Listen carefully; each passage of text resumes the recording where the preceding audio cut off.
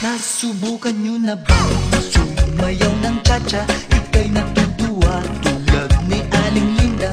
Habang naglalaba, sumasayaw ang lola. Nakangiti pa siya habang nagcha-cha-cha. Dahil ang cha-cha pampatanggal ng problema.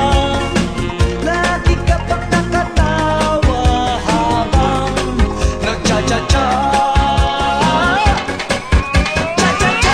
Kaliwat kanan nyo lang